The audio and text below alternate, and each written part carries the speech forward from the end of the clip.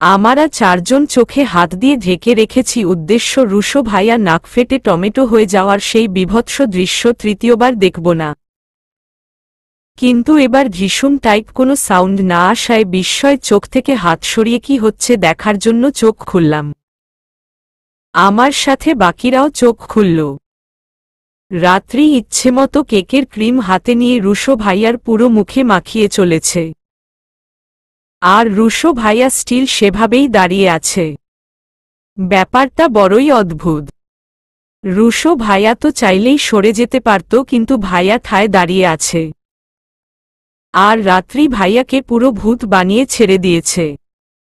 Cream মাখাতে মাখাতে এবার রাত্রি থামল। আমি রাত্রির পাশে দাঁড়িয়ে কানে ফিসফিস করে বলে উঠলাম, কি রে?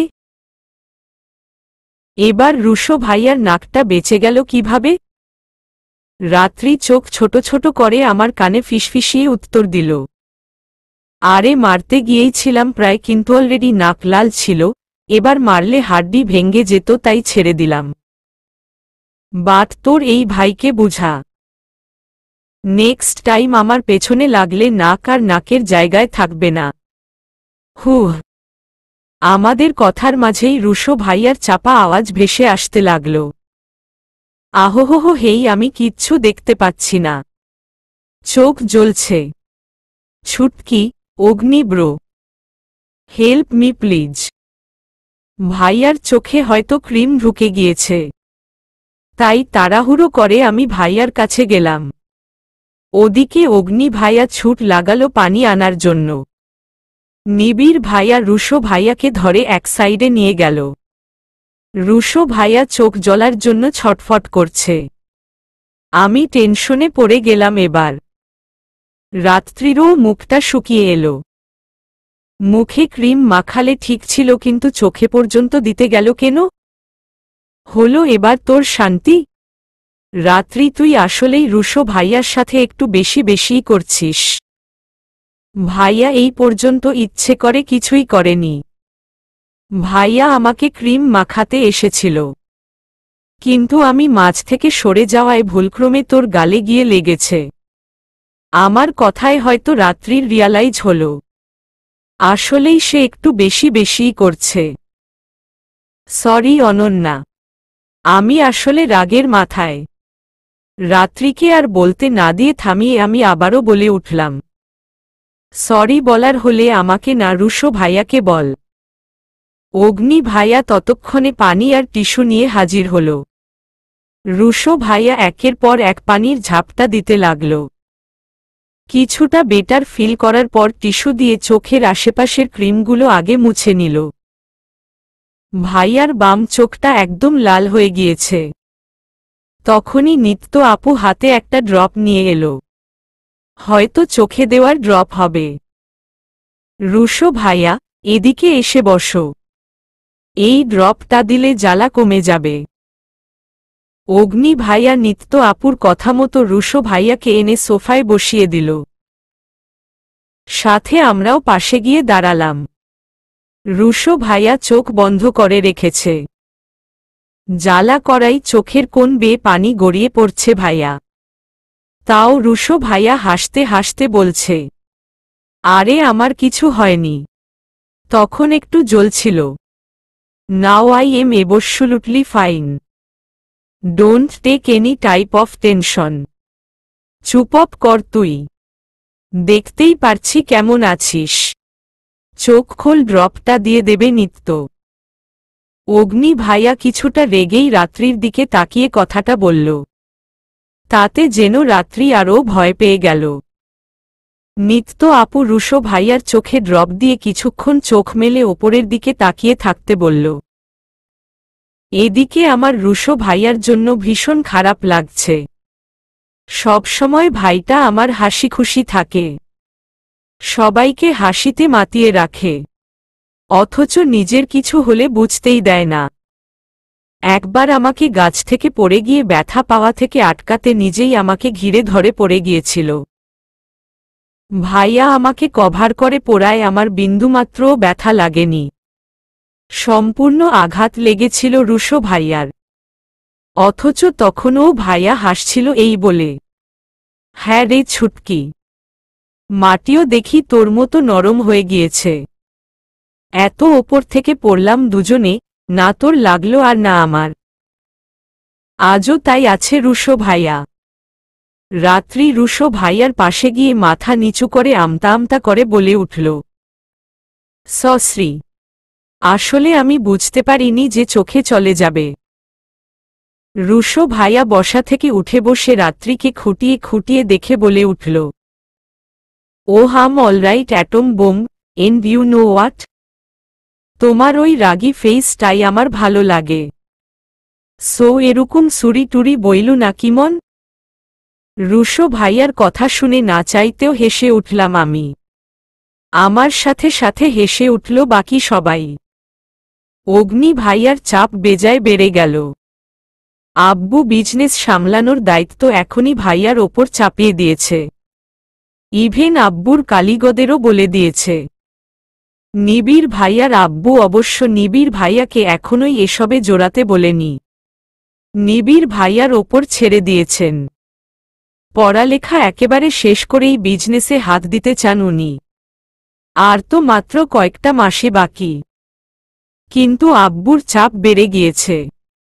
তার ওপর আব্বুর ডায়াবেটিস ধরা পড়েছে। এই শরীর নিয়ে একা কুলিয়ে উঠতে পারছে না, তাই এখনই অগ্নি ভাইয়াকে অগত্যা বিজনেসে ইনভলভ হতে হল। আজ নিয়ে 1 সপ্তাহ হয়ে গেল আমি সাদা বিলাইয়ের থেকে পালিয়ে পালিয়ে বেরোচ্ছি। ভার্সিটিতে গেলে খুবই সাবধানে চলাফেরা করছি। মাঝে মাঝে সামনে পড়ে গেলেই সালাম দিয়ে দৌড়ে পালিয়ে গেছি। আসলে উনার সামনে গেলেই কেমন যেন হাত পা ঠান্ডা হয়ে আসে। আমি নিজেও বুঝি না এরকম কেন হয়। তার ওপর সেদিনকের পুলে পড়ে যাওয়ার ঘটনার পর থেকে আমাকে দেখলে সবাই কেমন যেন একটা রিয়াকশন দেয়। যেই রিয়াকশনের অর্থ আমি বুঝতে পারি না। তবে এই রিয়াকশন আমার স্বাভাবিক মনে হয় না। বড্ড অস্বস্তি হয় আমার। এসব ভাবছিলাম, সাথে ভার্সিটির একটা পুল সাইড গাছের নিচে বসে চিপস খাচ্ছিলাম। হঠাৎ রাত্রির চিমটি খেয়ে ঘোর কাটল আমার। এই অনন্যা, দেখ ওই চিরকুটটা আবার আসছে। রাত্রির কথায় চিপস খাওয়া থামিয়ে সামনে তাকালাম। সিফাত নামের হ্যাংলা ছেলেটা এদিকেই তার বেককেল মার্কা হাসি দিতে দিতে হেঁটে আসছে। ছেলেটাকে দেখে কপালে বিরক্তির ভাঁজ ফুটে উঠল আমার। এই ছেলেটাকে দেখলেই আমার গা পিত্তি জ্বলে উঠে। 1 সপ্তাহ ধরে শুধু গায়ে পড়ে পড়ে কথা বলতে আসে। শুধুমাত্র সিনিয়র বলে কিছু বলি না। আমাদের সেম ব্যাচ হলে এতক্ষণে হাত পা ভেঙ্গে রেখে দিতাম। হেই গার্লস, কেমন আছো তোমরা? জি আলহামদুলিল্লাহ। ব্যাটটা ছেঁচড়া, আমরা যেমনই থাকি তাতে তোর কি? বাহ, বেশ তো। তা কি করছো? ব্যাটটা কানা দেখতে পারে না চিপস খাচ্ছি। খাওয়ায় বেগরা দিয়ে এখন জিজ্ঞাস কি করি? মেজাজটা বিগড়ে যাচ্ছে আমার। পাশে তাকিয়ে দেখি রাত্রিরও একই অবস্থা। শুধুমাত্র ভদ্রতার খাতিরে দাঁতে দাঁত চেপে কোনোরকমে বলে উঠলাম, এই তো বসে বসে চিপস খাচ্ছিলাম। আপনি আশায় খাইতে ব্যাঘাত ঘটল। কথাটা এমনভাবে বললাম যাতে আমরা বিরক্ত বুঝে নিজের রাস্তা মেপে চলে যায় এই বিরক্তির ডিব্বাটা। কিন্তু যাওয়ার বদলে আবারও সেই বেককেল মার্কা হাসি দিয়ে বলে উঠল, আরে শুধু চিপস খেলে তো গলা শুকিয়ে যাবে। এই নাও, তোমার জন্য জুস নিয়ে এলাম। হাতে থাকা জুসের বোতলটা এগিয়ে দিয়ে। এবার আমি ভীষণ রেগে গেলাম। মানেটা কি? আমার জন্য জুস নিয়ে এসেছে। আমি কি লাগি তার? হুটহাট এসে এভাবে গায়ে পড়ে ভাব জমানোর মানে কি? রেগে মেগে যেই না আঙুল তুলে কিছু বলতে যাব তার আগেই হুট করে কোথায় থেকে যেন সাদা বিলাই টুপ করে আমাদের সামনে চলে আসে। সিফাত, কি হচ্ছে এখানে? গম্ভীর কণ্ঠে। সিফাত নামক ছেলেটা উনার গলা পেয়ে যেন হকিচকিয়ে গেল। পেছনে ঘুরে কাঁপা কাঁপা গলায় বল উঠল, ভাই, আসলে আপুটার গলা শুকিয়ে গেছিল, তাই আর কি জুস এনে দিচ্ছিলাম। নিবিড় ভাইয়া কিছুক্ষণ ভ্রু কুঁচকে ছেলেটার দিকে তাকিয়ে থেকে আমাদের দিকে তাকাল। আমি তো এই ছেলের কাণ্ড দেখে চরম অবাক। বলে কি এই ছেলে, হ্যাঁ, এক খেলায় আপু হয়ে গেলাম? আর আমি নাকি জুস আনতে বলেছি। রাত্রি আর আমি একে অপরের দিকে দিকে চাওয়াচাওয়ি করছি। রাত্রি শুধু একবার নিবিড় ভাইয়ার দিকে তাকিয়ে মাথা দুদিকে নাড়িয়ে না বোধক সম্মতি জানাল, যার অর্থ যে না, আমরা বলিনি জুস টুস আনাইতে। সাথে সাথেই বিকট এক আওয়াজে মাটিতে ছিটকে পড়ল ছেলেটা। এমনি এমনি ছিটকে পড়েনি, পড়েছে সাদা বিলাইয়ের হাই পাওয়ার ওয়ালা হাতের চর খেয়ে। আমাকে মিথ্যে বলিস? সাহস এতদূর গেল কিভাবে তোর? ভাই মাফ করে দেন, আর এমন ভুল হবে না ভাই। নিবিড় ভাইয়া ছেলেটাকে নিচ থেকে কলার ধরে তুলে শান্ত গলায় বলে উঠল, ভালো করে ওদের মুখ দেখে নি। নেক্সট টাইম ওদের আশেপাশেও যেন না দেখি তোকে। এখন ক্লাসে যা। বলেই ছেড়ে দিলেন ছেলেটিকে। ছাড়া পাওয়া মাত্রই পেছনে না তাকিয়েই এক ছুট লাগাল ছেলেটা। আমি আর রাত্রি এতক্ষণ শুধু হা করে দেখছিলাম সবকিছু। এবার আমি মুখ খুললাম। এত জোরে কেউ থাপ্পড় মারে? দাঁত তো ভেঙ্গেই গিয়েছে বোধ হয়। নিবিড় ভাইয়া ডোন্ট কেয়ার ভাব নিয়ে পকেটে দুহাত গুজে বলে উঠলেন, তোমার এত দরদ উতলে পড়লে নিজের দাঁতগুলো খুলে ওকে লাগিয়ে দিও। উনার কথা শুনে গলা খাকারি দিয়ে উঠলাম আমি। প্রসঙ্গটা বদলানোর জন্য বলে উঠলাম, ভাইয়া কোথায়? সেটা তো আমি তোমার কাছেই জানতে আসছিলাম।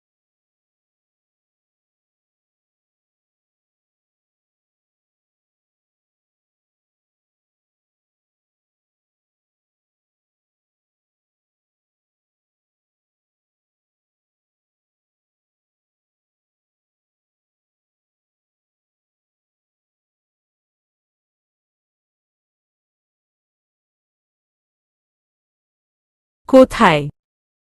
অফিস থেকে সোজা ভার্সিটি আসার কথা ছিল। এখনও এলো না কেন? আমিও ভাইয়ার জন্য অপেক্ষা করছিলাম। একটু দরকার আছে। নেক্সট ক্লাস 12টায় আছে আমার, তাই এখানে বসে অপেক্ষা করছিলাম। নিবিড় ভাইয়া আমার দিক থেকে চোখ সরিয়ে গেইটের দিকে তাকিয়েছিলেন। হঠাৎ আমার হাত টেনে ধরে দৌড়তে লাগলেন। আর রাত্রিকে বললেন, আমরা আসছি, লেট হতে পারে, ক্লাস করে চলে যেও। আমি দাঁড়িয়ে থাকলে পড়ে যাব, তাই উনার সাথে পা মিলিয়ে দৌড়তে লাগলাম। আরে কোথায় নিয়ে যাচ্ছেন আমাকে? বলবেন তো? চুপচাপ আমার সাথে এসো। কোথায় যাচ্ছি সেটা গেলেই বুঝতে পারবে। বলেই আমাকে গ্যারেজের পাশে দাঁড় করিয়ে বাইক বের করে আনলেন। আমিও কি বাইকে যাব? না, তোমার জন্য আলাদা গাড়ির ব্যবস্থা করব মহারানী। স্টুপিড, চুপচাপ পেছনে উঠে পড়ো, ধমক দিয়ে। আমি উনার ধমক শুনে কেঁপে উঠলাম। একরাশ অনিচ্ছা সত্ত্বেও পেছনে উঠে বসলাম। আমি বসা মাত্রই উনি বাইক স্টার্ট দিয়ে ছুটে চললেন অজানায়। আল্লাহ মালুম আমাকে কেটে নদীতে ভাসিয়ে দিতে যাচ্ছেন না তো উনি? টেবিলের এক কোনায় চেয়ার টেনে বসে একের পর এক পানির গ্লাস খালি করে চলেছি আমি। আমার পাশে রুশো ভাইয়া দাঁত দিয়ে নখ কামড়ে চলেছে। আমাদের সামনেই নিত্য আপু থরথর করে কাঁপছে। পাশে অগ্নি ভাইয়া নিজের ঘাম মুছতে মুছতেই শহীদ হয়ে যাবে বোধহয়। সবাই যে যার জায়গায় স্থির থেকে ভয়ার্ত দৃষ্টি নিক্ষেপ করে রয়েছে নিবিড় ভাইয়ার দিকে। নিবিড় ভাইয়া একদৃষ্টিতে নিচের দিকে তাকিয়ে আছেন। তিনি হাতের দুমুঠো শক্ত করে ধরে রেখেছেন। থরথর করে কাঁপছে উনার ঠোঁটজোড়া। হয়তো বা নিজের রাগটাকে কন্ট্রোল করবার প্রচেষ্টা চালিয়ে যাচ্ছেন উনি। কিছুক্ষণ আগের অনাকাঙ্ক্ষিত ঘটনা। আমি সাদা বিলাইকে একের পর এক প্রশ্ন করে যাচ্ছি, কিন্তু উনি যেন শুনেও শুনছেন না। আপন মনে ডোন্ট কেয়ার ভাব নিয়ে বাইক চালিয়ে যাচ্ছেন উনি। হঠাৎ আমার চোখ যায় আমাদের সামনে খানিকটা দূরে থাকা কারের ওপর। কারটা দেখে আমি বেশ অবাক হয়ে পড়ি। কারণ কারটা আর কারোর নয়, স্বয়ং আমাদের প্রাইভেট কার, যেটা নিয়ে ভাইস অফিসে যাওয়ার জন্য বেরিয়েছিল। তবুও নিশ্চিত হওয়ার জন্য নিবিড় ভাইয়ার কানের কাছে মুখ নিয়ে গিয়ে বলে উঠলাম, ভাইয়া, ওটা তো আমাদের কার। আপনি কি আমাদের কার ফলো করছেন? উনি বোধহয় আমার প্রশ্ন শুনে বেশ বিরক্ত হলেন। অনেকটা ঝাঝালো কণ্ঠেই সামনে তাকিয়ে বলে উঠলেন, হাউ স্টুপিড! কার দেখেও কি মনে প্রশ্ন জাগছে না তোমার ভাই এদিকে কোথায় যাচ্ছে? এদিকে না তোমার বাড়ি আর না অফিস। ভার্সিটি তো ক্রস করেই এসেছে। নাও জাস্ট কিপ সাইলেন্ট। 5 মিনিট যাবৎ ভার্সিটির গেইটে পায়চারি করছে রুশো। অনন্যা একটা অ্যাসাইনমেন্ট রেখে গিয়েছিল বাসায়, তাই দিতে পাঠিয়েছে মনি তাকে। কিন্তু বিপত্তি ঘটছে এখানে, অনন্যার ফোন বন্ধ। বেশ কয়েকবার কল করার পরও কোনো রেসপন্স না পেয়ে রুশোর কপালে চিন্তার ভাঁজ ফুটে উঠছে। যেহেতু এখন ক্লাস টাইম ও না, তাহলে নিশ্চয় ক্যাম্পাসের ভেতরেই কোথাও ঘোরাঘুরি করছে অনন্যা, তাই রুশোর ধারণা। রাত্রি গাছের নিচে দাঁড়িয়ে হাঁটাহাঁটি করছিল। হঠাৎ গেইটের দিকে চোখ যেতেই খানিকটা অবাক হয় রাত্রি। তার মনে প্রশ্ন জাগে, রুশো এখানে কেন? পর মুহূর্তে ভাবল নিশ্চয় অনন্যার জন্য এসেছে। কিন্তু নিবিড় তো অনন্যাকে ধরে নিয়ে কোথাও একটা চলে গিয়েছে। রুশো তো অনন্যাকে খুঁজে পাবে না। তাই অনিচ্ছা সত্ত্বেও ধীর পায়ে গেইটের দিকে এগোতে লাগে রাত্রি, উদ্দেশ্য ফট করে রুশোকে জানিয়ে ফট করে চলে আসবে। রুশো কেবল বাধ্য হয়ে ভেতরে ঢুকবে তার আগেই রাত্রির গলা পেয়ে থেমে যায়। মাথা তুলে সামনে তাকাতেই দেখে সে রাত্রি তাকে হাতে দেখিয়ে থামতে বলে ঠিক তার দিকেই এগিয়ে আসছে। রুশো সেখানেই রাত্রিকে দেখে থেকে যায়। রাত্রির থেকে চোখ সরাতেই পারছে না যেন সে। পুরো একটা সপ্তাহ রাত্রির দেখা মেলেনি রুশোর তৃষ্ণার্ত চোখ দুটোর। সেই তৃষ্ণারই নিবারণ করে চলেছে আজ তার অবাধ্য চোখ জোড়া যেন। রুশো জানে না কেন এমন অদ্ভুত অনুভূতি হয় তার রাত্রির জন্য।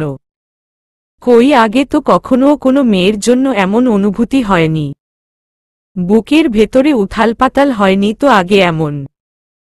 তবে কি সে মায় জড়িয়ে যাচ্ছে রাত্রির? সত্যি কি তাই? রাত্রি রুশোর সামনে এসে রুশোকে আবারও ডাক দেয়, ভাইয়া বলে। কিন্তু রুশোর কোনো ভাবাবেগ হয় না তাতে। রাত্রির কাছে রুশোর এমন চাহিনি দেখে বেশ অস্বস্তি হতে লাগে। শেষমেশ রুশোর ধ্যান ভাঙানোর জন্য তার সামনে তুড়ি বাজিয়ে ওঠে। এবার রুশোর ধ্যান ভাঙ্গে। আমতা আমতা করে বলে উঠে, উপোপস, তুমি এসেছ খেয়ালি করিনি আমি। স্টোরি নিয়ে ভাবছিলাম। বাই দা ওয়ে কেমন আছো অ্যাটম বোম? ভ্রু নাচিয়ে। আবারও অ্যাটম বোম বলায় বেশ রাগ হয় রাত্রির। অথচ বেচারি বোঝেই না যে রুশো তাকে রাগানোর জন্যই ওকে অ্যাটম বোম বলে ডাকে। রাত্রি রুশোর প্রশ্নের কোনো জবাব না দিয়ে বলে উঠে, আপনার ছুটকি ভার্সিটিতে নেই। একটু আগে নিবিড় ভাইয়া ওকে টেনে কোথায় যেন নিয়ে চলে গিয়েছে। রুশো প্রথমে রাত্রির কথা ভালো করে গায়ে লাগায়নি। পরমুহূর্তে বুঝতে পেরে বিস্ময় চিৎকার করে বসে সে। ওহ আচ্ছা। হোয়াট? আজ্ঞে হ্যাঁ। ওহ মাই গড। কোনো দিকে গিয়েছে বলতে পারো? এই তো দক্ষিণ দিকের রোড ধরে বাইক নিয়ে গিয়েছে। গিয়েছে তাও 10 মিনিট হয়েছে। রাত্রি কথা পুরোপুরি শেষ হওয়ার আগেই রুশো হাওয়া এত স্পিডে কারে উঠে স্টার্ট দিয়ে চলে গেল রুশো যে রাত্রি আহম্মক বলে গেন। আনমনেই তার মুখ থেকে বেরিয়ে গেল, যাক বাবা। কচ্ছপের মতো থেকে হুট করে খরগোশের মতো চলে গেল।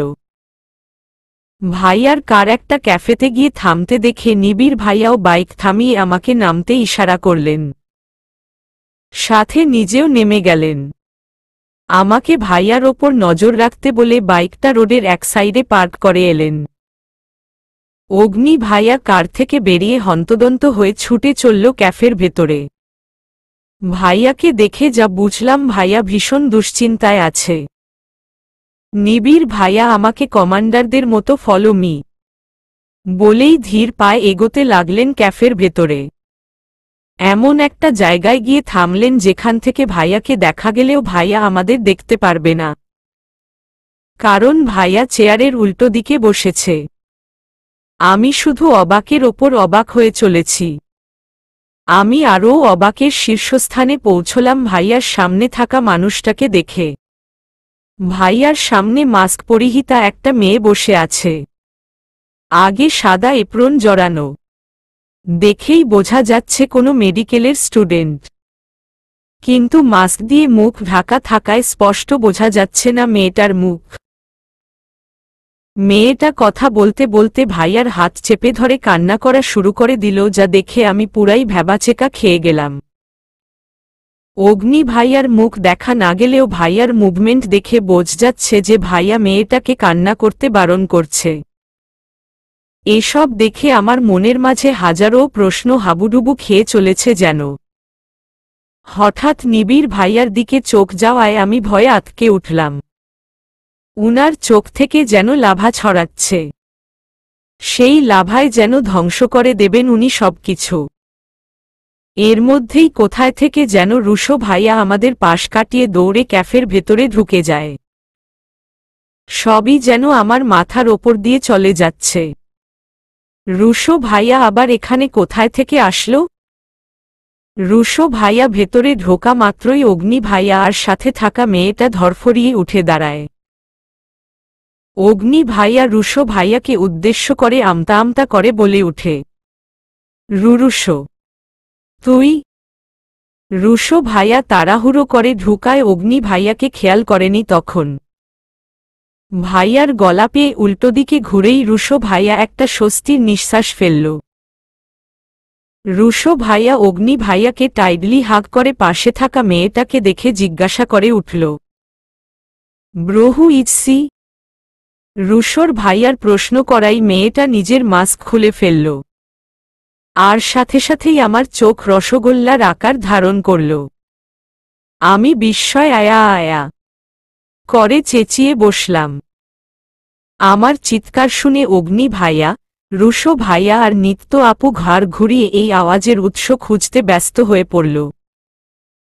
নিবিড় ভাইয়া এবার আড়াল থেকে বেরিয়ে এলেন, সাথে পিছু পিছু এলাম আমিও। নিবিড় ভাইয়াকে দেখেই নিত্য আপু অগ্নি ভাইয়ার হাত খামচে ধরল। অগ্নি ভাইয়া কাপা কাপা গলায় কিছু বলতে যাবে তার আগেই উনি হাতের 5 আঙুল মেলে ভাইয়াকে থামিয়ে দিয়ে বসে পড়তে বললেন। বর্তমানে আমি রুশো ভাইয়ার হাতে গুঁতো মেরে ফিসফিস করে বলে উঠলাম, রুশো ভাইয়া, কি হতে চলেছে? রুশো ভাইয়া আমার কথা শুনে নখ কাটতে কাটতেই 2 কাঁধ উঁচু করে ঠোঁট উল্টাল, যার অর্থ ভাইয়াও আমার মতো একই পরিস্থিতিতে। হঠাৎ নিবিড় ভাইয়া নিচের দিকে স্থির দৃষ্টিতে তাকিয়ে থেকেই বলে উঠলেন, বেঈমান। নিবিড় ভাইয়ার এই একটা কথা শুনেই আত্মা কেঁপে উঠল আমাদের সবার। এর মধ্যে আমি আবারও বোতল থেকে পানি ঢালতে নিলেই বোতল পানিশূন্য আবিষ্কার করলাম। গলা শুকিয়ে আসছে আমার। ভীষণ আরও এক ট্যাঙ্কি পানির বড্ড প্রয়োজন। নিত্য আপু ভয় ভয় বলতে শুরু করল, ভাইয়া, এখানে অগ্নির কোনো দোষ নেই। আমি 2 বছর ধরে ওকে। আর কিছু বলতে পারল না নিত্য আপু। অগ্নি ভাইয়া নিত্য আপুকে থামিয়ে দিয়ে বলে উঠল, নিত্যর কথা শুনিস না নিবিড়, আমি বলছি। আসলে আমি নিত্যকে অনেক আগে থেকে পছন্দ করতাম। ওকে এই নিয়ে বহুবার ফোর্স করেছি আমি। আর আজকে ওকে আমি ব্ল্যাকমেইল করে আসতে বলেছি, ট্রাস্ট মি। ওর কোনো দোষ নেই। আমি বেইমানি করেছি তোর সাথে। কোনো শাস্তি দেওয়ার থাকলে আমাকে দে। আমাকে মার। নিবিড় ভাইয়া একদম শান্ত গলায় মাথা নিচু করেই বলে উঠলেন, আর কত মিথ্যে বলবি? বলেই মাথা তুলে তাকালেন। না নিবিড়, আমি সত্যি বলছি। আমি। অগ্নি ভাইয়াকে থামিয়ে দিয়ে নিবিড় ভাইয়া ব্যাস বলে চেঁচিয়ে উঠলেন। উনার গর্জনে কেঁপে উঠলাম আমি। নিত্য আপু তো পারে না, এখনই কেঁদে দেয়। এদিকে রুশো ভাইয়া নখ খেতে খেতে আঙুলি খেয়ে ফেলবে বোধহয়। নিবিড় ভাইয়া বসা থেকে চট করে দাঁড়িয়ে বলতে শুরু করলেন, কি মনে করেছিলিস তোরা? নিবিড়কে ফাঁকি দিয়ে যাবি? এই নিবিড়কে বোকা বানাবি? কি মনে করেছিস আমি কিছু বুঝব না? হ্যাঁ, আমাকে এভাবে ঠকালি তোরা? আরে তুই না আমার বেস্ট ফ্রেন্ড, আর নিত্য তুই তো আমার নিজের বোন। কিভাবে পারলি এমন করতে? ভয় করল না একবারও? এর মূল্য তোদের দিতে হবে। দিতেই হবে। তোরা রেডি হয়ে যা শাস্তির জন্য। আগামী সপ্তাহে তোদের এঙ্গেজমেন্ট। নিবিড় ভাইয়ার কথা শুনে শটাং করে দাঁড়িয়ে পড়লাম আমরা সবাই। আনমনেই আমার মুখ থেকে বেরিয়ে গেল, হা। নিবিড় ভাইয়া আমাকে কিছুটা ব্যঙ্গ করে বলে উঠলেন, হা নয় হ্যাঁ। মানে কি নিবিড়? কি যা তা বলছিস? নিবিড় ভাইয়া পকেটে দুহাত গুজে স্ট্রেট হয়ে দাঁড়িয়ে কপালে পড়ে থাকা চুলগুলোতে ঠোঁট বাঁকিয়ে ফু দিলেন। আবারও বলে উঠলেন উনি, কেন তোরা যা তা করতে পারিস আর আমি বললেই দোষ? অবশ্য বলছি না, জাস্ট করেও দেখাবো। আরে শালা, তুই কেমনে লুকোলি আমার থেকে এত বড় কথাটা? নিত্য না হয় ছোট, ভয় আমাকে বলতে পারেনি। তুই তো বলতে পারতি। আরে আমি নিজে দাঁড়িয়ে তোদের দুজনের বিয়ে দিতাম। কি ভেবেছিলিস আমি তোদের ব্যাপারে জানলে তোদের মেনে নেব না? এই চিনলি তোরা আমাকে? আরে তোরা দুজনই আমার কলিজার দুইটা টুকরা। তোদের মতো পারফেক্ট কাপল কি আর দুটো হয়? সেই আগে থেকেই আমি ভেবে রেখেছিলাম তোদের দুটোকে একসাথে বাঁধব, আর তোরা যে এভাবে নিজে থেকেই নিজেদের ধরা দিবি তা বুঝতেই পারিনি আগে। আর নিত্য, তোর চয়েজের সাথে সাথে ধৈর্যও আছে বলতে হবে। দুটো বছর অগ্নিকে জ্বালিয়েছিস। ইমপ্রেসিভ। নিবিড় ভাইয়ার কথা আমরা সকলে এতক্ষণ নীরব দর্শকের মতো শুনছিলাম। একটা টু সাউন্ডও করিনি কেউই। কারণ কিছু বলার মতো পরিস্থিতিতেই ছিলাম না আমরা। প্রত্যেকের মুখ হা সাইজ ধারণ করেছে, যেন খুবই অনায়াসেই গোলগাপ্পা ঢুকিয়ে দেওয়া যাবে। নিত্য আপুর চোখ ছলছল করছে। অগ্নি ভাইয়া যেন ভাষা হারিয়ে ফেলেছে। এদিকে আমি আর রুশো ভাইয়া সবার মুখ চাওয়াচাওয়ি করছি। নিবিড় ভাইয়া এবার দুহাত বাড়িয়ে ঠোঁট উল্টে বলে উঠল, কোথায় ভাবলাম সিনেমার মতো দুজনে এসে জড়িয়ে ধরে ভ্যা ভ্যা করবি, তা না রোবটের মতো দাঁড়িয়ে আছি। রুশো ভাইয়ার দিকে তাকিয়ে, কি ড্রিমার, এমনটাই তো হয় তাই না? রুশো ভাইয়া লাফিয়ে উঠে বলে উঠল, ইয়াহ ইয়াহ। অগ্নি ভাইয়া আর নিত্য আপু একবার নিজেদের দিকে তাকিয়ে পর মুহূর্তে নিবিড় ভাইয়ার দিকে তাকিয়ে এক ছুটে ঝাঁপিয়ে পড়ল উনার ওপর। নিত্য আপু তো খুশিতে কেঁদেই দিল। ঈষৎ কি সুন্দর মুহূর্ত। সাদা বিলাইটাকে আমি যতটা খারাপ ভেবেছিলাম ততটাও খারাপ উনি নন। আসলেই উনি ভালো। সবার সাথেই ভালো। শুধু আমার সাথেই উনার শত্রুতা বোধ হয়। পাশ ফিরে রুশো ভাইয়ার দিকে তাকানো মাত্রই দেখি ভাইয়া এই মুহূর্তটা ক্যামেরা বন্দি করে নিচ্ছে। আসলে রুশো ভাইয়া এমনই, সবসময় ক্যামেরা আর ল্যাপটপ নিয়ে ঘুরে।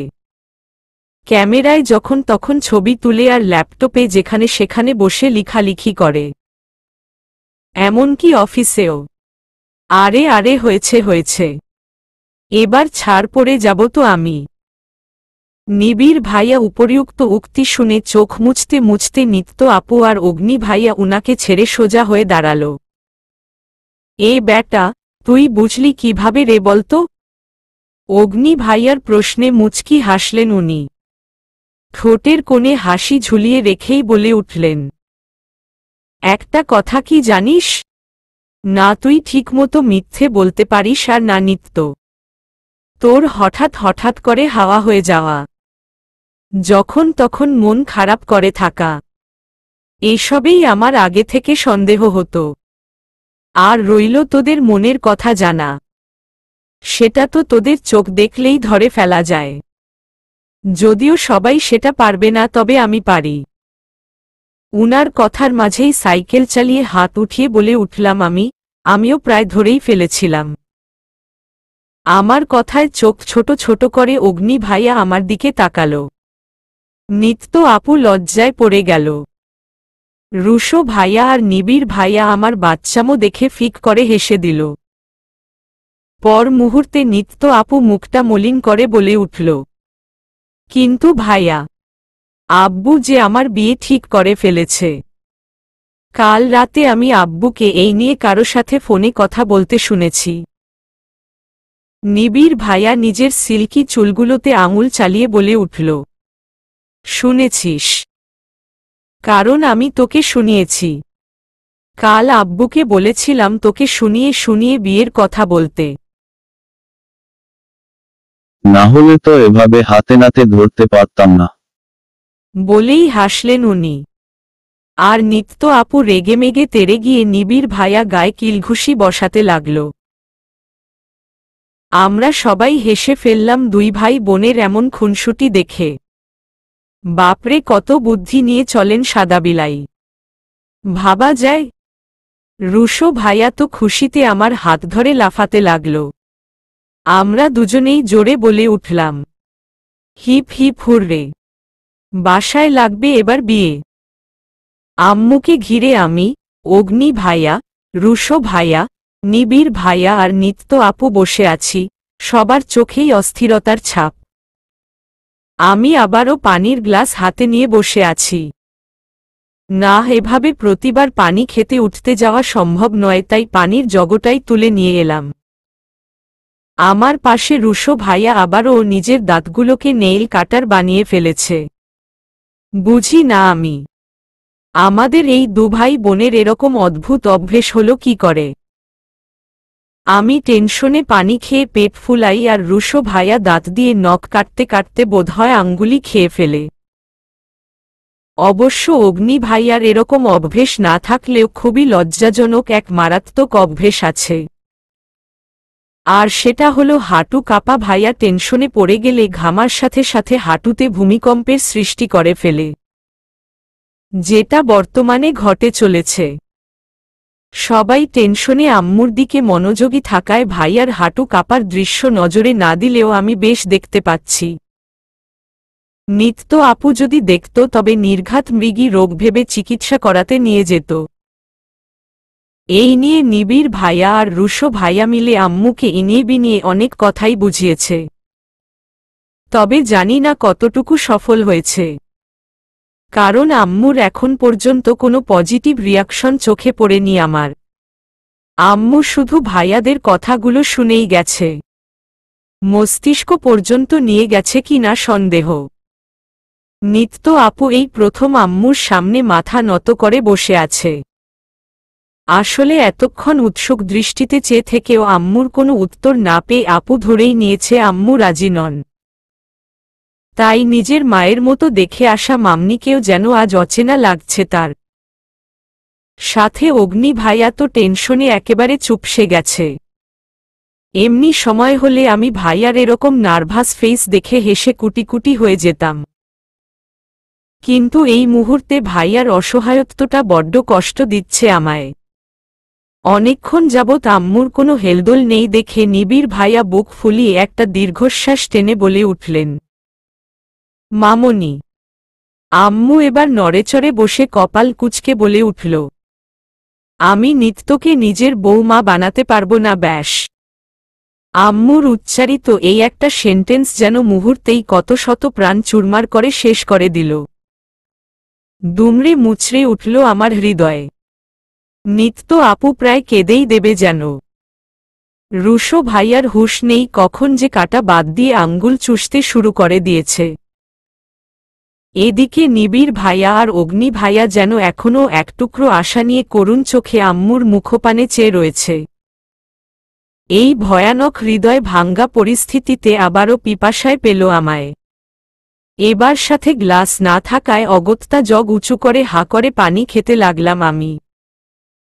আম্মু আবারও বলে উঠল, হ্যাঁ, আমি নিত্যকে নিজের ছেলের বউ বলে মানব না, কারণ একটু থেকে ওকে আমি নিজের মেয়ের মতো ভালোবাসি। ও শুধু নামে আমার ছেলের বউ হবে, কিন্তু আসলে ও আমার মেয়ে, ঠিক অনন্যার মতোই। আম্মুর উপরিউক্ত উক্তি শোনা মাত্রই আমার জগ থেকে মুখে ঢালতে থাকা পানি মুখে না পড়ে জামায় পড়ে গেল, সাথে মুখে যেটুকু পানি নিয়েছিলাম তা গিলার আগেই ভুসস করে বেরিয়ে গেল। এদিকে রুশো ভাইয়া অন্যমনস্কতার বশে মুখে ঢুকানো আঙুলটিতে কচ করে নিজেই কামড় বসিয়ে আউচ্চ করে উঠল। নিমিষেই সবার মুখেই খুশির ঝিলিক। খুশিতে চোখ চকচক করে উঠল সবার, কিন্তু সবাই যেন বাক প্রতিবন্ধী হয়ে গেলাম। আম্মু সবার এমন অবস্থা দেখে নিজের আগের মুড বদলে ফিক করে হেসে দিয়ে বলে উঠল, কিরে চুপ করে গেলি কেন? বল কেমন দিলাম?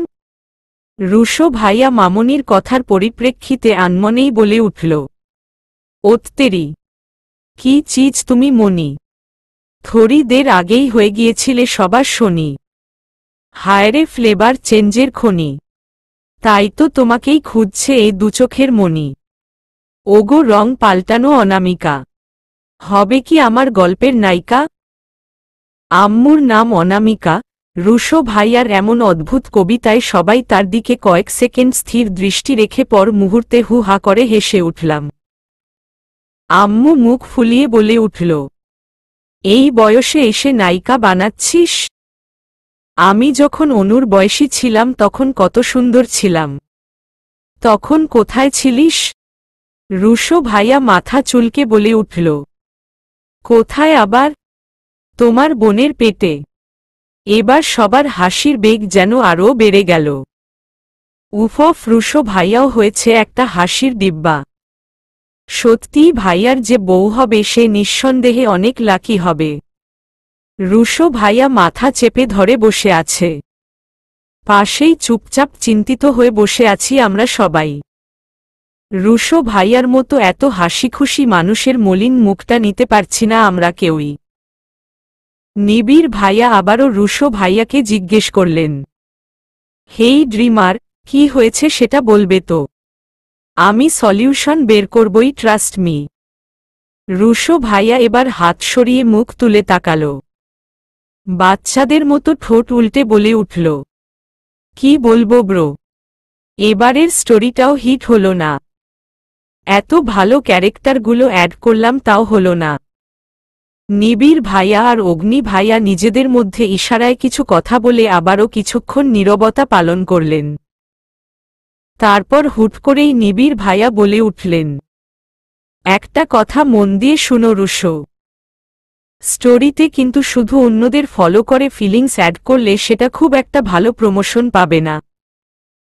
তুমি অন্যকে না দেখে নিজেকে দেখো। অন্যরা কি ইম্যাজিন করছে সেটা না ভেবে তুমি নিজে কি ইম্যাজিন করছো সেটা নিয়ে ভাবো। তুমি ধরে নাও তোমার স্টোরির মেইন ক্যারেক্টার তুমি নিজেই। তুমি কি ফিল করছো সেসব নিয়ে ভাবতে হবে তোমায়। এই টেকনিকটা অ্যাপ্লাই করে নেক্সট স্টোরি লিখো। I think that will be better. Rusho ভাইয়া খুবই মনোযোগ সহকারে নিবিড় ভাইয়ার কথাগুলো শুনল। উনার কথার অর্থ বুঝতে পেরে খুশিতে চোখ চকচক করে উঠল ভাইয়ার। রুশো ভাইয়া খুশিতে এক লাফ দিয়ে নিবিড় ভাইয়ার ওপর ঝাঁপিয়ে পড়ল। এদিকে নিবিড় ভাইয়া হুট করে এমন পরিস্থিতির শিকার হওয়ার টাল সামলাতে না পেরে রুশো ভাইয়াকে নিয়েই ধপাস করে বিছানায় পড়ে গেলেন। এই সিন দেখে আমি সহ নিত্য আপু আর অগ্নি ভাইয়া হুহা করে হাসতে শুরু করে দিল। অদ্ভুত ব্যাপার, আমাদের সাথে সাথে নিবিড় ভাইয়া আর রুশো ভাইয়াও বিছানায় পড়ে থেকে হাসতে শুরু করে দিলেন, যেটা দেখে আমি চোখ ছোট ছোট করে সাদা বিলাইয়ের দিকে তাকালাম। এতক্ষণে রুশো ভাইয়ার জায়গায় আমি হলে নির্ঘাত ধাক্কা মেরে ফেলে দিতেন আমায়, অথচ রুশো ভাইয়ার উনার ওপর পোড়ায় আরও হাসছেন উনি। ফাজিল পোলা। পরের দিন। আজ নিত্য আপুর আব্বুর আমাদের বাসায় আসার কথা এনগেজমেন্টের কথা বলার জন্য। প্রথমে আমাদেরই যাওয়ার কথা ছিল, কিন্তু আম্মু চান না উনাকে বাড়তি ঝামেলায় ফেলতে। এমনিতেই কাজের চাপ উনার বেশি। নিত্য আপুর আম্মু তো অনেক আগেই গত হয়ে গেছেন, অথচ আপুর আব্বু চাইলেই আবারও বিয়ে করতে পারতেন, কিন্তু তিনি তা করেননি।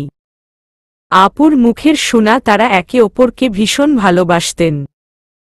এসব ভেবেই বুক চিরে দীর্ঘশ্বাস বেরিয়ে এলো আমার। গাল ফুলিয়ে ড্রয়িং রুমে বসে আছি আমি।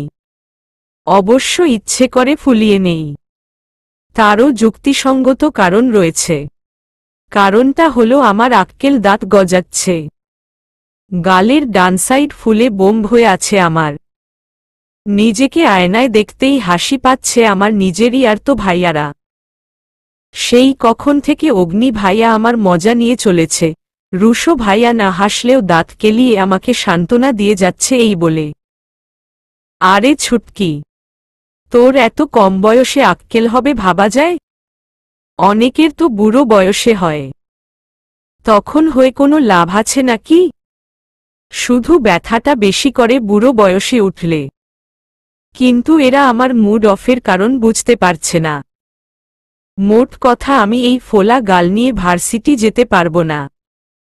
ভাইয়া তো অলরেডি আমাকে গোল আলু উপাধি দিয়ে ফেলেছে, না জানি ভার্সিটিতে গেলে আরও কি কি উপাধি পাবো আমি। সেই ভয়েই আজ ভার্সিটি যাওয়ার প্ল্যান অগত্যা ক্যান্সেল করে দিলাম। আজ নাকি ভাইয়াও যাবে না, তাই শোকটা কিঞ্চিত কমে এলো আমার। কিন্তু রাত্রির সাথে আড্ডা না দেওয়া পর্যন্ত তো আমার পেটের ভাত হজম হবে না। উফ, কি করব ভেবে পাচ্ছি না। আমার গোমরা মুখ দেখে রুশো ভাইয়া ভ্রু কুঁচকে জিজ্ঞেস করে উঠল, ছুটকি, খুব ব্যথা করছে কি? আমি চট করে রুশো ভাইয়ার দিকে মুখ ফিরিয়ে বলতে শুরু করি, আরে আমার দাঁত ব্যথা করছে না, শুধু ফুলে আছে এই। আর আমার মুড অফ, কারণ আজ রাত্রির সাথে দেখা হবে না। রুশো ভাইয়া কিছুক্ষণ চুপ থেকে হঠাৎ মুখে হাসি ফুটিয়ে বলে উঠল, আরে এটা আবার কোনো প্রবলেম হলো? অ্যাটম বোমকে আসতে বল বিকেলে। নিবিড় ব্রোরাও তো আসবে তখন। সবাই মিলে নিত্য আর অগ্নি ব্রোকে নিয়ে জমিয়ে আড্ডা দেওয়া যাবে। রুশো ভাইয়ার কথা শুনে নিজের মাথায় নিজেই একটা চাটি মেরে দিলাম আমি। সাদা বিলাই ঠিকই বলে।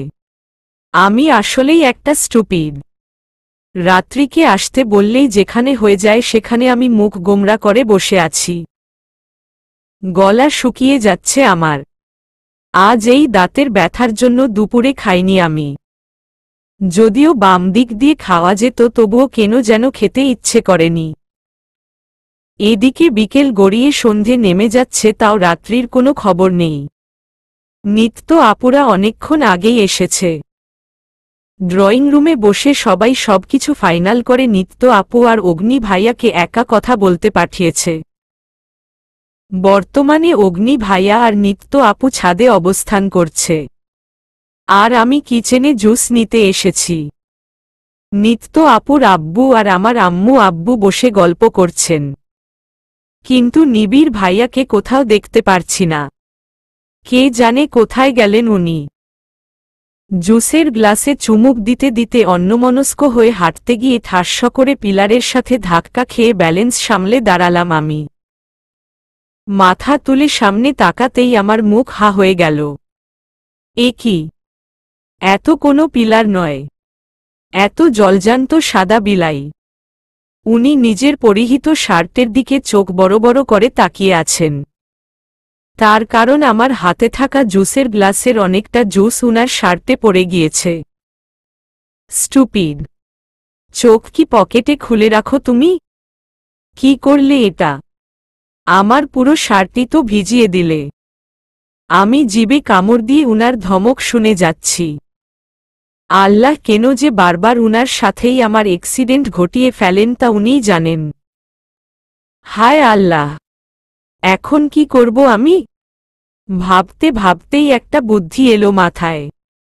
মুখ কাচুমাচু করে বলে উঠলাম, ভাভা ভাইয়া, আপনি শার্টটা আমাকে দেন, আমি ওয়াশ করে দিবনি। আপনি বরং ভাইয়ার কোনো শার্ট পরে নিন, প্লিজ। আমার কথাটা হয়তো উনার পছন্দ হলো। আমাকে ভাইয়ার রুমের বাইরে দাঁড় করিয়ে উনি একটা টি শার্ট পরে বেরিয়ে এলেন। আমার হাতে উনার জুসে ভিজে যাওয়া শার্টটি দিয়ে বলে উঠলেন, গো, সুন্দর করে ওয়াশ করবে। একটা দাগও যদি থাকে তাহলে বুঝতেই পারছো কি করব। বাঁকা হেসে আমি একটা শুকনো ঢোক গিলে ছুট লাগালাম আমার রুমে। গিয়েই দরজা লক করে একটা স্বস্তির নিঃশ্বাস ফেললাম আমি। 10 সেকেন্ডও হয়নি, আবার হুট করে কেউ দরজায় নক করাই ধরফরিয়ে উঠলাম। আবারও নিশ্চয় সাদা বিলাই এসেছেন। আরে উনার কি আক্কেল হুঁশ জ্ঞান বলতে কিছুই নেই নাকি?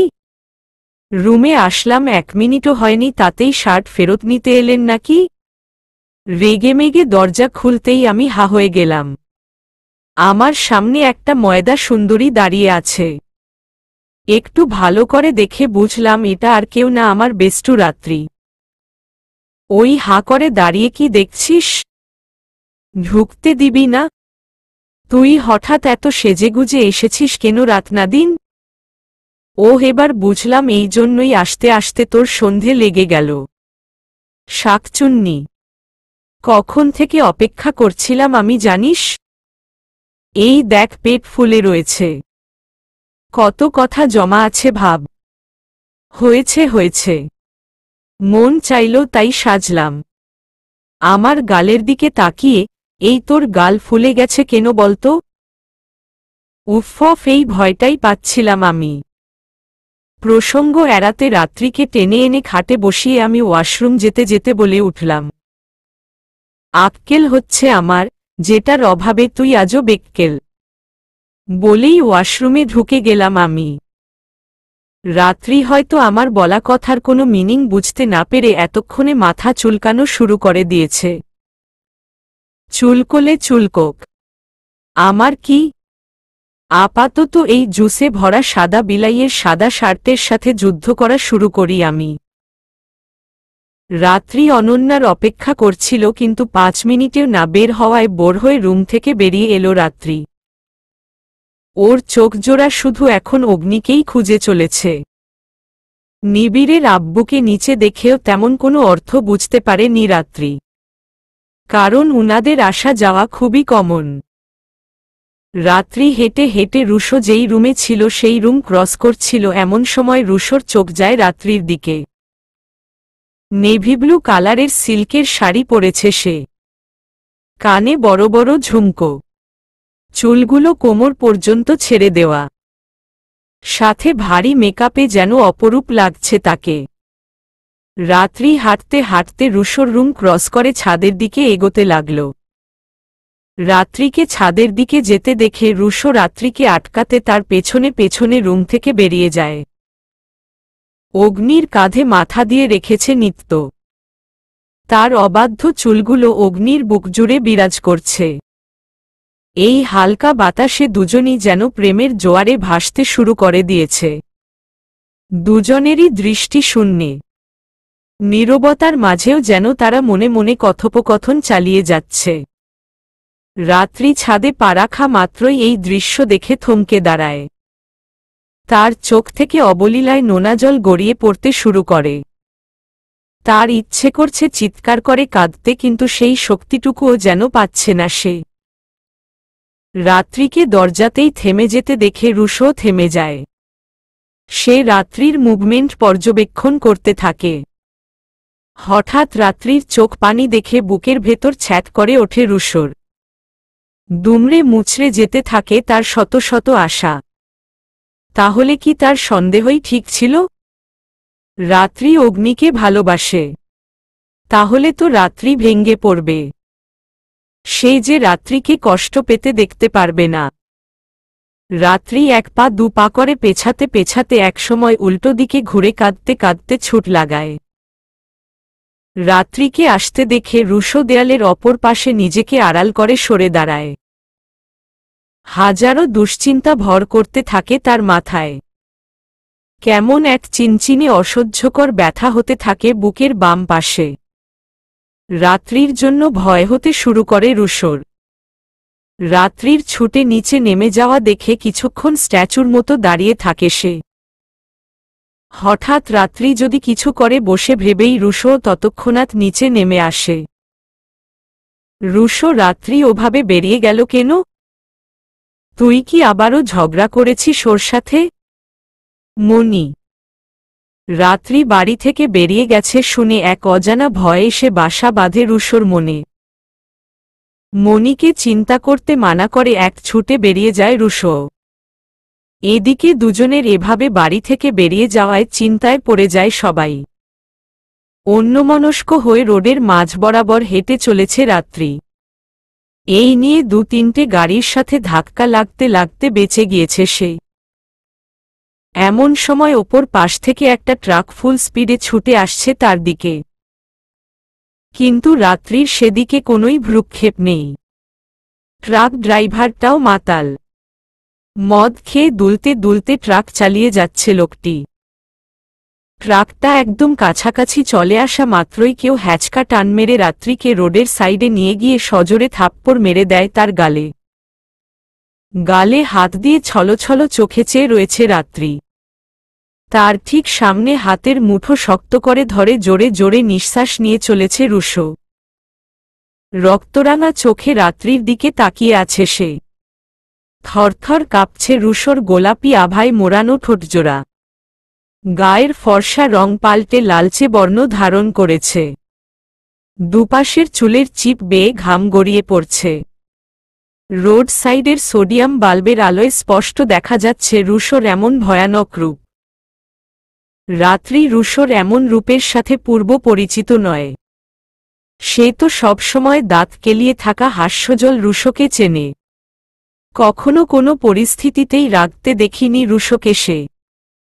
যেখানে প্রচণ্ড রেগে দু চারটে থাপ্পড়ও খেয়ে ফেলার কথা ছিল, সেখানেও খুবই ঠান্ডা মেজাজে আবিষ্কার করেছে সে রুশোকে। রুশোর এরকম ভয়ানক চাহনি দেখে রাত্রি শুধু ভয়ই পাচ্ছে না, সাথে চরম অবাকও সে। কিন্তু এখন এসবে পাত্তা না দিয়ে রাত্রি হুট করেই রেগে গেল। তার প্রশ্ন, কেন রুশো তাকে সরিয়ে আনল? আপনি আমাকে সরিয়ে আনলেন কেন ওখান থেকে? হ্যাঁ, অনেকটা জোরেই বলল রাত্রি। রুশো নিজেকে শান্ত করবার যথাসাধ্য চেষ্টা চালিয়ে যাচ্ছে, কিন্তু কিছুতেই পারছে না সে। কি করেই বা পারবে? রাত্রিকে ওভাবে মৃত্যুর সামনে দাঁড়িয়ে থাকতে দেখে কি অনুভূতি হয়েছিল সে তো শুধু সেই জানে। রুশোর মনে হচ্ছিল এই বুঝি তার নিজের প্রাণ বেরিয়ে যাচ্ছে। প্রাণ বাজি রেখে ছুটে এসে রাত্রিকে বাঁচিয়েছে সে। যদি আর কয়েক সেকেন্ড দেরি হতো তখন কি হতো ভেবেই বারবার মোচড় দিয়ে উঠছে রুশোর হৃৎপিণ্ড। রুশোর রাগ জিনিসটা বরাবরই কম। সহজে রাগবার পাত্র নয় সে। তবে বিশেষ কোনো কারণে যদি একবার তার রাগ উঠে যায় তবে তা থামানো খুবই কষ্টসাধ্য। এখনও ঠিক তাই। রাত্রি রুশোর কোনো জবাব না পেয়ে আবারও চেঁচিয়ে উঠল, কি হলো বলুন? কেন সরিয়ে নিয়ে এলেন আমায়? মরে যেতাম আমি। এই পৃথিবী থেকে চিরতরে মুক্তি পেয়ে যেতাম। আমি মরতে চাই। আর কিছু বলা হয়ে উঠল না রাত্রির। তার আগেই আবারও রুশোর হাতের 5 আঙুল গিয়ে পড়ল তার অপর গালে। সাহস কি করে হয় তোমার? খুব মরার শখ না? কিন্তু তোমার সেই ইচ্ছেটা আমি বেঁচে থাকতে পূরণ হবে না। Got it? চেঁচিয়ে রুশোর চিৎকারে কেঁপে উঠে রাত্রি। সাথে আকাশের বুক চিরে নামতে থাকে ঝুম বৃষ্টি। আজ আকাশে মেঘ করছিল অনেকক্ষণ ধরেই। বৃষ্টির পানিতে ভিজে যেতে থাকে রুশো আর রাত্রি। তারা দুজনেই নিরদ্বিধায় গায়ে মাখতে থাকে বৃষ্টি কণাগুলো। রাত্রি নিশ্চুপ থেকে যায় এবার। শুধু চোখ দিয়ে গড়িয়ে পড়তে থাকে নোনা জল, যা বৃষ্টির সাথে মিশে একাকার হয়ে গড়িয়ে পড়ছে তার গাল বেয়ে। রুশো কিছুক্ষণ আবারও চুপ থেকে রাগটাকে দমিয়ে নিয়ে রাত্রির গালে আলতো করে হাত রেখে বলতে থাকে, খুব লেগেছে না? আই এম সরি রাত্রি। অ্যাকচুয়ালি আমি নিজের রাগটাকে কন্ট্রোল করতে পারিনি। আমি তোমাকে হার্ট করতে চাইনি, ট্রাস্ট মি। প্লিজ তুমি আর মরার কথা বলবা না, আমার সহ্য হয় না। রুশো রাত্রিকে নাম ধরে ডাকায় কিছুটা অবাক হয় রাত্রি, কিন্তু পর মুহূর্তে আবারও রেগে যায়। ঝাঝালো কণ্ঠে বলে ওঠে, আমি মরলে আপনার কি? হ্যাঁ, বাঁচতে চাই না আমি। অগ্নি ভাইয়াকে ভালোবাসি আমি। উনাকে না পেলে আমি বেঁচে থেকে কি করব? রুশোর বুকটা আবারও ছ্যাঁত করে ওঠে। এত চেষ্টা করে নিজের রাগ থামালো, কিন্তু আবারও রাত্রি তার দমিয়ে থাকা রাগটাকে টেনে বের করে আনল। রুশো রাত্রির দুবাহু শক্ত করে চেপে ধরে চিৎকার করে বলে উঠল, আমার কি মানে? আমার অনেক কিছু। আর তুমি শুধু অগ্নি ব্রোকেই ভালোবাসো? নিজের পরিবারকে ভালোবাসো না? নিজের মা বাবা, ভাই বোন, এদের কারোর কোনো ভ্যালিউ নেই তোমার কাছে? যারা 19টা বছর নিঃস্বার্থভাবে তোমার দেখভাল করে আসলো, তোমাকে ভালোবেসে আসলো, তাদের প্রতি কোনো ভালোবাসা নেই তোমার? আজ যদি কিছু হয়ে যেত তুমি তো নিশ্চিন্তে মরে যেতে, তোমার পরিবারের ওপর দিয়ে কি যেত কোনো ধারণা আছে তোমার? মুসলমান হয়ে আত্মহত্যার মতো জঘন্য পথ বেছে নাও কিভাবে তুমি? কি ভেবেছ মরে গেলে সব ল্যাঠা চুকে যাবে? পরকালে শান্তিতে থাকবে তুমি? নেভার। এখন কি কষ্ট পাচ্ছ তার থেকে 1000 গুণ কষ্ট পেতে হবে তোমাকে। বলেই রাত্রিকে ছেড়ে দিয়ে উল্টো দিকে মুখ ফিরিয়ে জোরে জোরে শ্বাস নিতে থাকে রুশো। রুশোর ইচ্ছে করছে চিৎকার করে কান্না করতে, কিন্তু সে তো নিরুপায়। ছেলেদের যে 1000 কষ্টতেও চোখের জল ফেলা মানায় না, বিশেষ করে রুশোর মতো একজন হেসে খেলে বেড়ানো মানুষকে তো কোনোভাবেই না। তাই সে মুখ ফিরিয়ে কষ্টগুলো গোপন করবার প্রচেষ্টা চালিয়ে যেতে থাকে। এদিকে রাত্রির মনে রুশোর বলা প্রত্যেকটা কথা প্রতিধ্বনির মতো বাজতে থাকে। রুশোর বলা প্রত্যেকটা কথা সত্য, যুক্তিসঙ্গত। সে তো এসব আগে ভাবেনি, শুধু অগ্নির কথাই ভেবে গেছে সে। অজান্তেই রুশোর বলা প্রতিটা কথা রাত্রিকে শক্ত হতে সাহায্য করতে থাকে।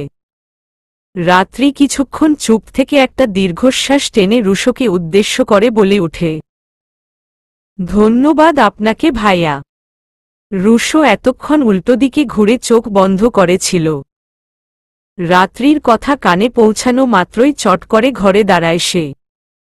খুশিতে চোখ চিকচিক করছে রুশোর। রুশো চায় রাত্রি শক্ত হোক, বাস্তবতা বুঝুক। রুশো রাত্রিকে ভালোবাসলেও, কষ্ট পেলেও চাই শুধু রাত্রি ভালো থাকুক। ভালোবাসলেই যে ভালোবাসার মানুষটিকেও পেতে হবে এর তো কোনো মানে নেই। দূর থেকেও তো ভালোবাসা যায়। ভালোবাসার মানুষটির পাশে থাকতে পারাটাই তো রুশোর কাছে অনেক। এর থেকে বেশি আর কিছু চায় না সে, কিচ্ছুটি না। রাত্রি তুমি যেহেতু অগ্নি ব্রোকে লাভ করো, সো এটা অবশ্যই চাইবে সে ভালো থাকুক, নয় কি? শান্ত গলায় রাত্রি রুশোর প্রশ্নে মাথা নাড়িয়ে সম্মতি জানাল। রাত্রির উত্তর পেয়ে রুশোর মুখে হাসি ফুটে উঠল। রুশো আবারও বলতে শুরু করল, তবে তুমি এটা নিশ্চয় জানো, অগ্নি ব্রো আর নিত্য একে অপরকে ভালোবাসে। সেই হিসেবে তোমার খুশি হওয়া উচিত। ভালোবাসার মানুষটা যা চায় তা পেলে খুশি হওয়াটাই স্বাভাবিক।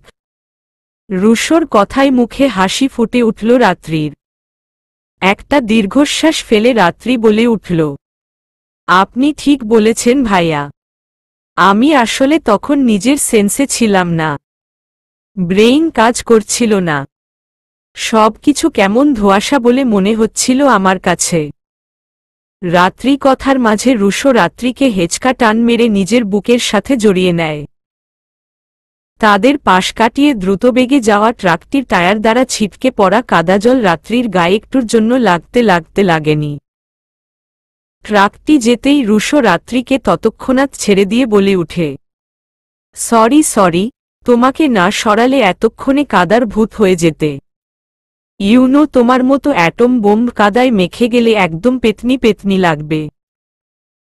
রাত্রি রুশোর কথায় চোখ ছোট করে ভ্রু কুঁচকে রুশোর দিকে তাকানো মাত্রই রুশো দুহাতে নাক চেপে ধরে বলে উঠল, এই না প্লিজ। এমনিতেই বৃষ্টিতে ভিজে ঠান্ডা লেগে নাক লাল হয়ে গিয়েছে। এর থেকে বেশি লাল বানালে সত্যিই ছুটকির বলা টমেটো হয়ে যাবে নাকটা। রাত্রি রুশোর এমন বাচ্চামো দেখে ফিক করে হেসে দেয়।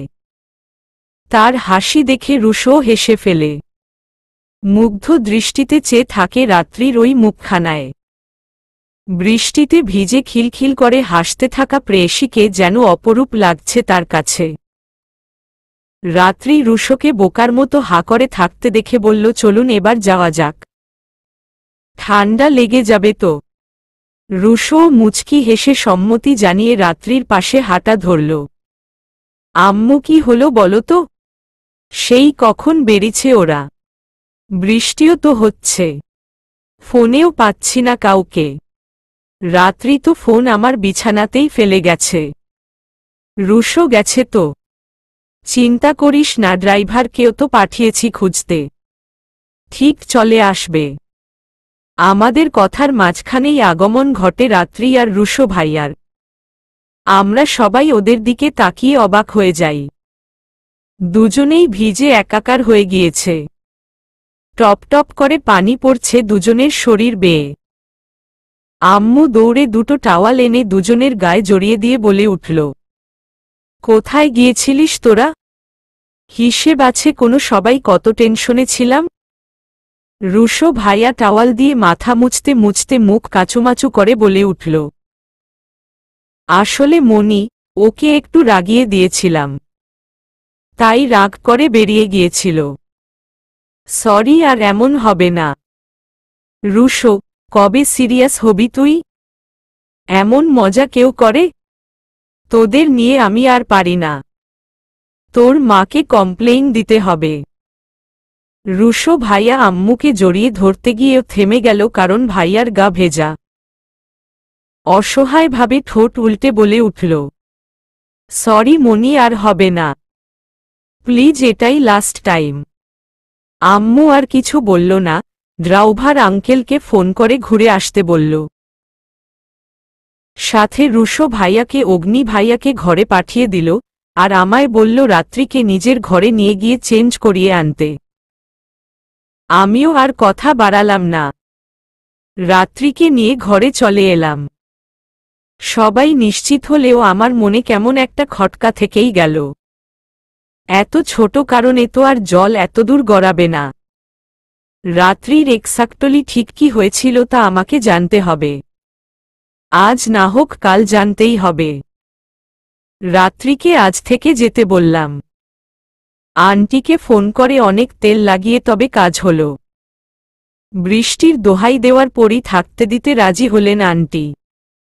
নিবিড় ভাইয়ারা একটু পরই চলে যাবেন। আম্মু থেকে যেতে বলেছিল, কিন্তু আঙ্কেলের খুব সকালে অফিস আছে, সাথে অফিসের কাজও আছে যা রাতে বাসায় গিয়ে করবেন। আপাতত আমার যেটা কাজ তা হলো সাদা বিলাইয়ের সাদা শার্টটা উনাকে ফেরত দিয়ে দেওয়া। জুসটা অবশ্য খুব ভালো করেই ওয়াশ করে দিয়েছি, কিন্তু ভেজা শার্ট তো আর দিতে পারবো না। তাই বুদ্ধি খাটিয়ে আমার হেয়ার ড্রায়ার বের করলাম। হেয়ার ড্রায়ার অন করে চুল না শুকিয়ে শার্ট শুকোতে লাগলাম। শার্ট প্রায় শুকিয়ে গিয়েছে অনেকটা, তাই তাড়াতাড়ি করে ভাঁজ করেই ছুট লাগালাম উনার কাছে। কিন্তু কপাল আমার, গেট খুলে ও তো না দেখে হন্তদন্ত হয়ে বেরোতে গিয়ে ঠাস করে উনার সাথেই আবার ধাক্কা খেয়ে বসলাম। আর আমার ঠোঁট গিয়ে ডিরেক্ট বসে গেল উনার গলায়। তাড়াতাড়ি করে সোজা হয়ে দাঁড়িয়ে মুখে ইনোসেন্ট মার্কা হাসির রেশ টেনে বলে উঠলাম, মেইনে কুছ নেহি কিয়া ভাইয়া। উনিও আমার চেয়ে কম কি সে আমার দিকে তাকিয়ে বাম পাশের ভ্রু উঁচু করে বলে উঠলেন, লেকিন আব मैं बहुत कुछ करूंगा। আমি একটা শুকনো ঢোক গিলে উনার গলার দিকে তাকালাম, কিন্তু যা দেখলাম তা দেখে আমার চোখ বোধহয় কোটর থেকে বেরিয়ে হাতে চলে আসবে। উনার গলায় আমার ঠোঁটের লিপস্টিকের দাগ। হায় আল্লাহ, কি ভেবে যে আজ লিপস্টিক দিতে গিয়েছিলাম। উনি তো দেখলে আমাকে আর আস্ত রাখবেন না। ভয় তো এখন বলতেও পারবো না। তার থেকে ভালো পাতলি গালি সে নিকাল যাও। যেই ভাবা সেই কাজ, উনার হাতে শার্টটা ধরিয়ে দিয়ে এক দৌড়ে ঘরে ঢুকে দরজা লাগিয়ে দিলাম আমি। যা হবে হোক, আমার সামনে না হলেই ভালো। হেই সামদি খিল মি প্লিজ। অনন্যার ওভাবে চোরের মতো পালিয়ে যাওয়া দেখে হেসে ফেলে নিবিড়। আনমনেই বলে ওঠে সে, পাগলি একটা। চলবে।